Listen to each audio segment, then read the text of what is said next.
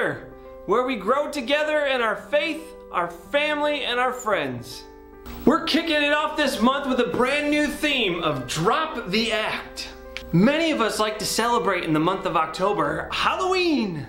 And we get to get all dressed up as either our favorite heroes or some ghouly goblin and pretend to be somebody else.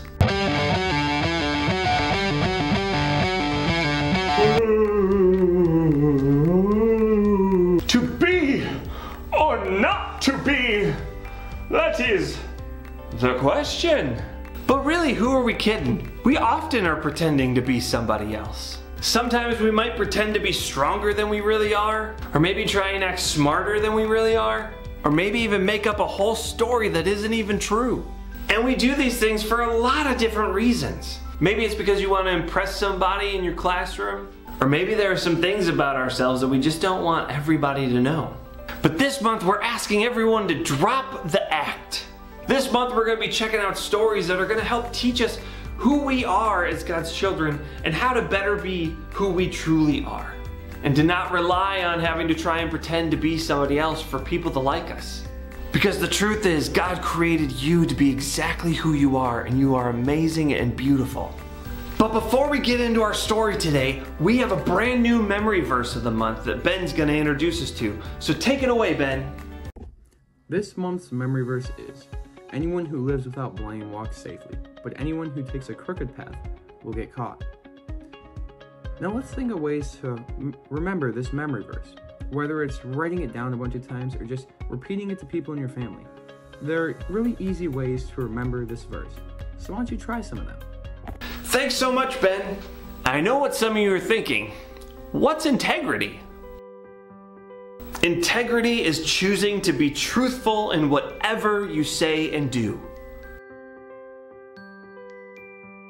Yeah, and today we're going to learn about a guy named Daniel, who probably had a couple opportunities to choose the crooked path, but instead chose to stick with his integrity and to follow God no matter what obstacle came in his way.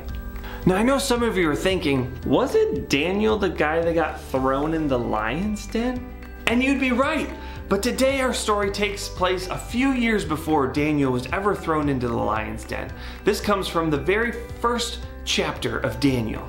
And during this time, Daniel was a part of the Israelites, and unfortunately, the Israelites had lost their land to a country called Babylon, who was run by King Nebuchadnezzar. And King Nebuchadnezzar wasn't very nice. He even came into the Israelites' temple and started taking things that belonged to God.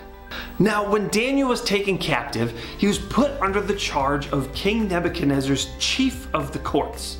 And his name was Ashpenaz?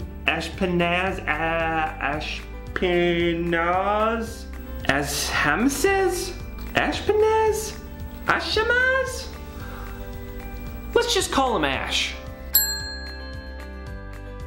And Ash's job was to teach Daniel and the other men how to be Babylonian by changing the way they eat, changing who they worshipped, changing a lot of their lifestyle, and even changed their names.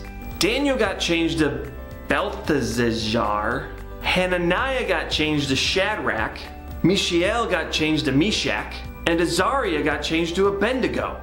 And that's right, it's the same Shadrach, Meshach, and Abednego that end up getting thrown into a fire pit. But that's a different story. In the story of Daniel, Ash continued to try and change the way Daniel lived his life. But Daniel had integrity, and he knew that he couldn't change all the ways of life because part of the way he lived his life was to honor God.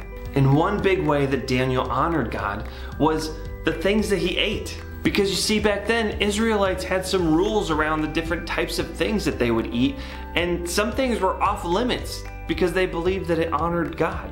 And Ash was trying to change Daniel's diet that would dishonor God. And so instead of eating the food that Ash was giving them, Daniel tried something different. He asked Ash permission not to eat the food that was being given to him. But Ash wanted to make sure that they were eating the king's diet so that when they finally came to meet the king after 3 years of training, they would look strong and wise. And Ash was afraid of King Nebuchadnezzar. It was his job to make Daniel and the other guys big and strong and wise. And if he brought them to the king after 3 years and they looked weak, Ash would be in big trouble. So after Ash left, Daniel tried again, but with one of the guards that was in charge of watching over Daniel. And he convinced the guard to feed them nothing but vegetables for 10 whole days. And after those 10 days, to compare them to the other men who were eating the king's diet and see if they could tell any difference. And after 10 days, they looked great. You might even say they looked better than the other guys eating what Nebuchadnezzar told them to eat. And so after that, the guard no longer made them eat what King Nebuchadnezzar wanted, but continued to feed them vegetables and water. And throughout those 3 years, God continued to help Daniel be healthy and strong. And God even started putting wisdom into Daniel, helping him become wiser and wiser for the moment that he was going to come and meet King Nebuchadnezzar. And after those 3 years, Ash came back and brought Daniel to see King Nebuchadnezzar. King Nebuchadnezzar looked over Daniel, asked him a whole bunch of questions to see how wise he truly was. And after all was said and done, King Nebuchadnezzar said that Daniel was the smartest and wisest of them all. And after all that time, Daniel and his friends didn't necessarily follow the rules of King Nebuchadnezzar, but God was with them the whole time, protecting them, making them strong, and continuing to make them wise. So King Nebuchadnezzar would find favor in them. And Daniel and his friends ended up serving King Nebuchadnezzar for years after that. But they never stopped standing strong for the one true God in everything that they said and did. And they showed what it looks like to live with integrity. That even though they were taken to a brand new place and people tried to change who they were, they never stopped following God in everything that they said and did. And that's our bottom line today. To be truthful with your whole life. That no matter what we come across, we choose God. That no matter who we think we should pretend to be right now, that it's okay to just be you. To hold fast to who you are and who God created you to be, and to honor God with our lives. Sometimes it's gonna be hard. Sometimes we're gonna feel uncomfortable. And sometimes we're gonna get put into situations that are gonna be strange and uncomfortable, and we might wanna pretend to try and be someone we're not. But I hope the story of Daniel helps us to remember that in those moments that might be unfamiliar or uncomfortable, that we can choose to live a truthful life. And then when we choose to show who we really are and what we really believe, God is always going to be with us every step of the way. And that's our story for today. But before we go, let's check in with Ben because he has our question of the day. Take it away, Ben. Today's question of the day is, what 3 words would describe the person God created you to be? Now, this could be something like helpful, something like kind. But what 3 positive words did God create you to be? Thanks everyone for stopping by. I hope you had a great time learning about Daniel. Make sure to hop into our Facebook group called NLC Growing Together, where we continue our conversation and learning about integrity and what it really means to just drop the act and be who God created us to be.